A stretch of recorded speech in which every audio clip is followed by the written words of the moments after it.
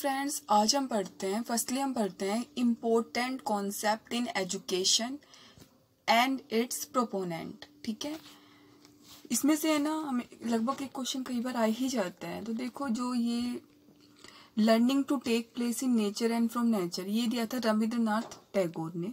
ठीक है, basic education दिया था महात्मा गांधी ने, और learning to take place in nature and from nature, मतलब जो लर्निंग आप नेचर से सीखते हो, प्रकृति से सीखते हो, वो दिया था रविंद्रनाथ टैगोर ने दिया था। अगर हम कहें इंटीग्रल एजुकेशन, ये दिया था औरोबिंदो ने।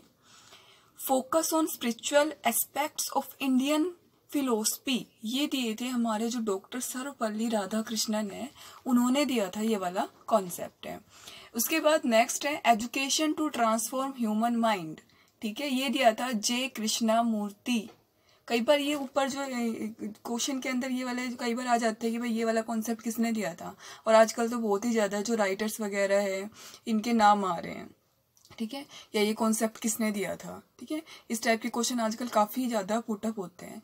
उसके बाद जो एक्सपेरिमेंटल जो लर्निंग थी वो दी थी जॉन डेवे ने। ठीक है, ये क्वेश्चन भी कई बार आया हुआ है। एक्सपेरिमेंटल लर्निंग है वो किसने दी थी, जॉन डेवे ने दी थी। उसके बाद नेक्स्ट है self education through development of individually, यानी जो हम इंडिविजुअली सीखते हैं, वो दी थी मैरिया मोंटेसोरी।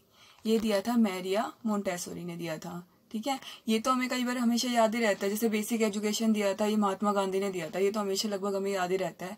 बाकी जैसे कि एक ये वाला नेचर वाला आ जाता है, ये इंपॉर्टेंट होता है, रविंद्रनाथ टैगोर ने दिया था, यानी जो लर्निंग हम नेचर के थ्रू सीखते हैं।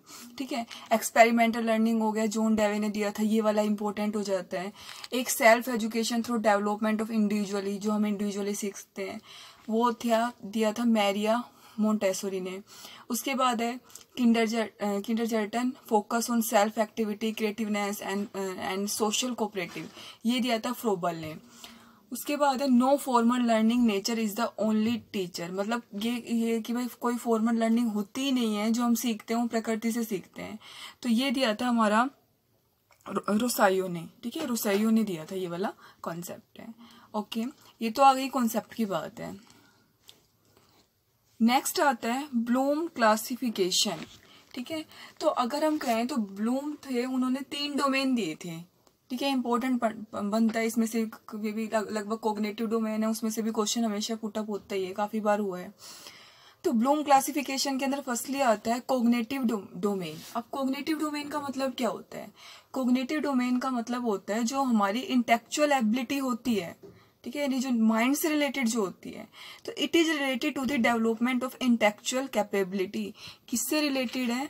हमारे जो माइंड है ना, उसकी इंटेलेक्चुअल कैपेबिलिटी, यानी जो सोचने की, अंडरस्टैंड, समझने की, थिंकिंग, ठीक है, सोचने समझने की जो कैपेबिलिटी है ना, उससे रिलेटेड है क्या? Cognitive domain. And it is the core learning domain है, मतलब एक बेसिक लर्निंग डोमेन होता है ये। The other domain require at least some cognitive component. It function at 6 level. ठीक है, तो इसके 6 लेवल होते हैं। फर्स्टली आता है नॉलेज। देखो नॉलेज क्या होती है, आपने कोई इंफॉर्मेशन ले ली, तो नॉलेज क्या आती है? उसको रिकॉल करना। आप माइंड में क्या कर रहे हो? उसको रिकॉल कर रहे हो उसके बारे में। ठीक है, तो it is basically recalling information and content.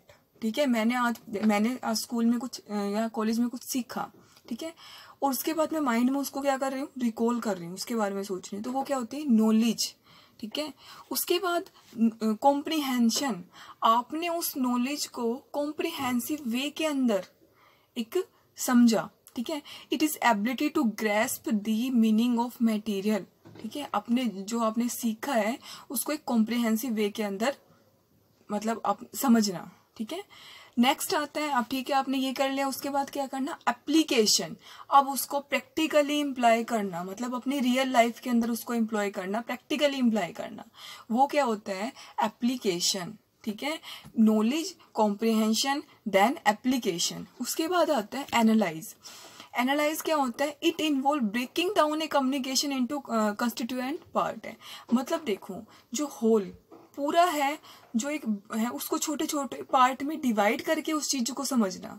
ठीक है, एनालाइज क्या होता है? It involve breaking down a communication in to it constituent part in such a manner that relationship of idea is understood better, ताकि जो आइडिया है, जो concept है, उसको आप आसानी से समझ सको। ठीक है। तो ये क्या होता है, एनालाइज, यानी जो पूरा होल कम्युनिकेशन है उसको छोटे छोटे पार्ट के अंदर समझना, ठीक है, डिवाइड करके समझना, ताकि जो होल है, जो पूरा है, उसको आप इजिली समझ सको।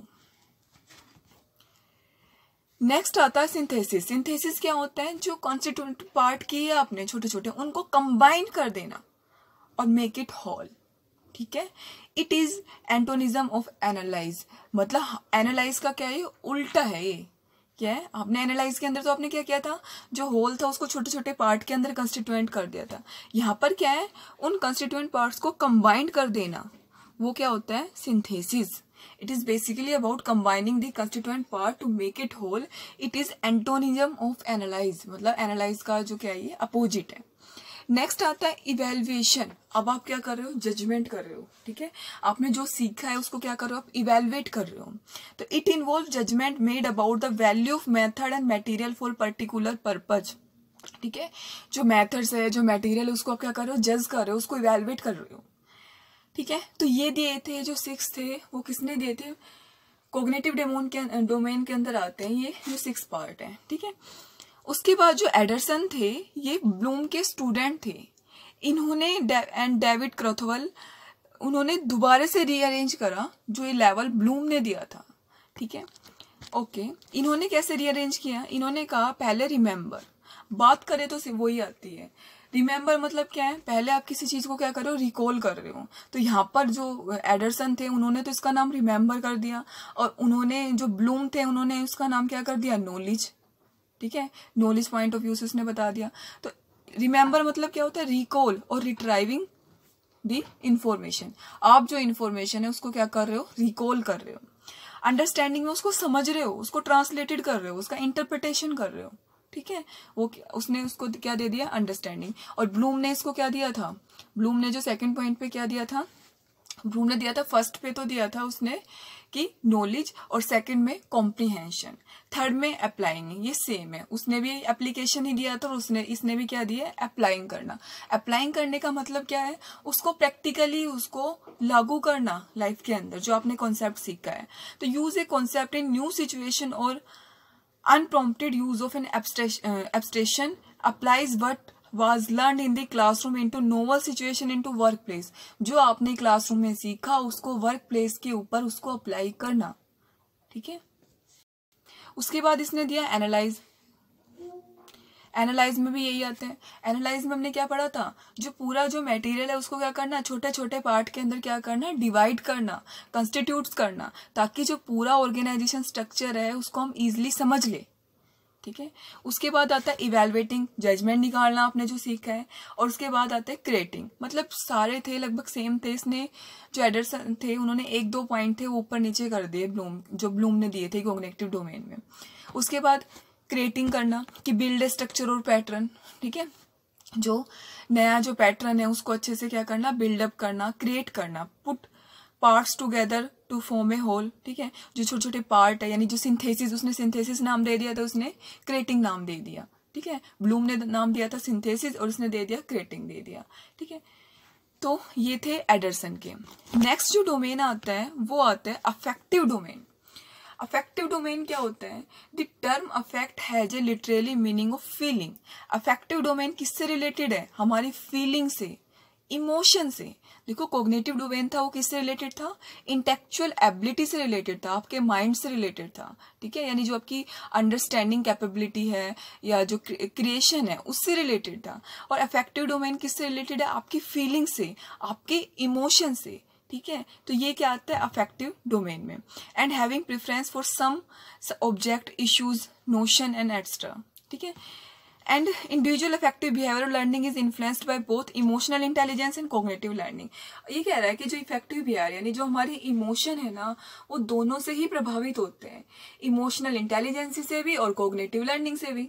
यस, ठीक है। माइंड से, माइंड का भी इफेक्ट पड़ता है और जो हमारी इमोशन है उसका भी इम्पैक्ट पड़ता है हमारे जो अफेक्टिव बिहेवियर होते हैं उसके ऊपर। देखो इसमें क्या आता है, रिसीविंग। रिसीविंग, आप विलिंगनेस टू लिसन, आप में सुनने की क्षमता कितनी है, तो ये किस में आएगा, रिसीविंग में। रिस्पोंड, आप विलिंगनेस टू पार्टिसिपेट, मतलब जैसे मान लो आपको कोई सिखा रहा है, तो आप जो जैसे मान लो टीचर सिखा रहा है, तो आप उसको कैसे लिसन करो, उसमें आपकी सुनने की क्षमता कितनी है। विलिंगनेस टू पार्टिसिपेट, आप टीचर के साथ आपका कितना, मतलब कहते हैं ना टू वे कम्युनिकेशन, तो वो पार्टिसिपेशन चल रहा है या नहीं चल रहा। वैल्यूइंग, विलिंगनेस टू पार्टिसिपेट, ठीक है। एंड ऑर्गेनाइजिंग, ऑर्गेनाइजिंग क्या होता है, willingness to be an advocate of an idea, उस आइडिया को क्या करना, ऑर्गेनाइजिंग करना। एंड कैरेक्टराइजेशन मतलब क्या होता है कि मतलब आप है ना, जैसे मान लो टीचर है, किसी स्टूडेंट के बिहेवियर को कैसे चेंज कर पाता है, तो willingness to change once behaviour in own way of life, ठीक है। कैसे आप मतलब है किसी के बिहेवियर को चेंज कर रहे हो, तो ये किस में आता है, ये किसके अंदर आता है, ये हमारा आता है अफेक्टिव डोमेन के अंदर, ठीक है। अफेक्टिव डोमेन किससे रिलेटेड था, अफेक्टिव डोमेन था हमारी जो फीलिंग से, इमोशन से, इससे रिलेटेड था, ठीक है। जैसे एक बार ये क्वेश्चन पुटअप हुआ था कि इंटेलेक्चुअल एबिलिटी है वो कौन से डोमेन में आती है, तो वो आती है आपकी कॉग्निटिव डोमेन में। और एक बार आया था जो फीलिंग हो गई, इमोशन है, किस डोमेन से रिलेटेड है, तो ये अफेक्टिव डोमेन से रिलेटेड है। नेक्स्ट आता है साइकोमोटर डोमेन। साइकोमोटर डोमेन क्या होता है, ये मेनली कंसर्न करता है with the acquisition of technical skill. आप टेक्निकल स्किल है उसको कैसे एक्वायर करते हो, आपकी कितनी वो एबिलिटी है।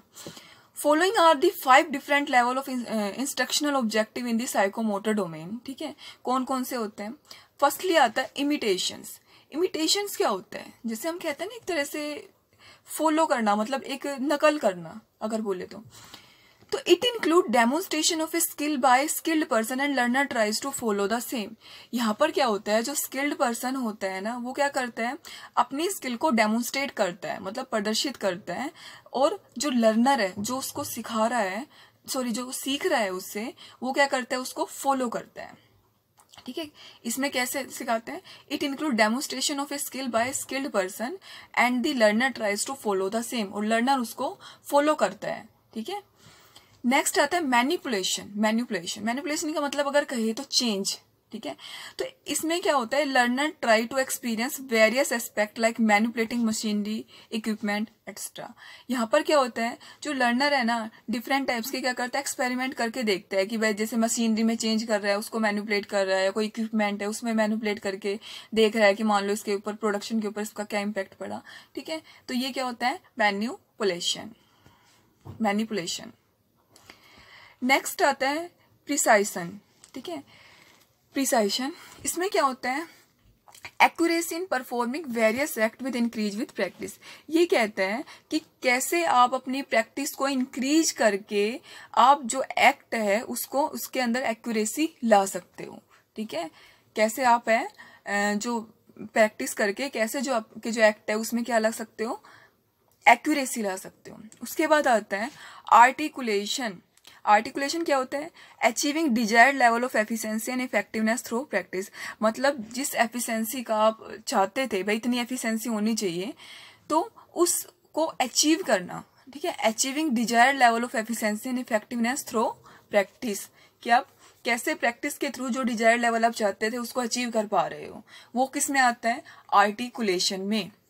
उसके बाद आता है नेचुरलाइजेशन। नेचुरलाइजेशन क्या होता है, इसका मतलब होता है कि सिचुएशन के अकॉर्डिंग कोई पर्सन कैसे किसी स्किल को अडॉप्ट कर रहा है, जो पुरानी जो टेक्निकल है उसको चेंज कर रहा है, मॉडिफाई कर रहा है, ठीक है। ये आता है नेचुरलाइजेशन में कि skill is internalised and an individual is able to adopt, modify और डिजाइन न्यू टेक्निक्स, मेथड्स और procedure according to the requirement of situation. ये क्या होता है, नेचुरलाइजेशन। अगर हम कहें सिंपल वे में, तो फर्स्टली हमने पढ़ा कोग्निटिव डोमेन, जो data related from the intellectual ability, and affective domain are related from our feelings and emotion, and the psychomotor domain है are related from the acquiring technical skill, ठीक है।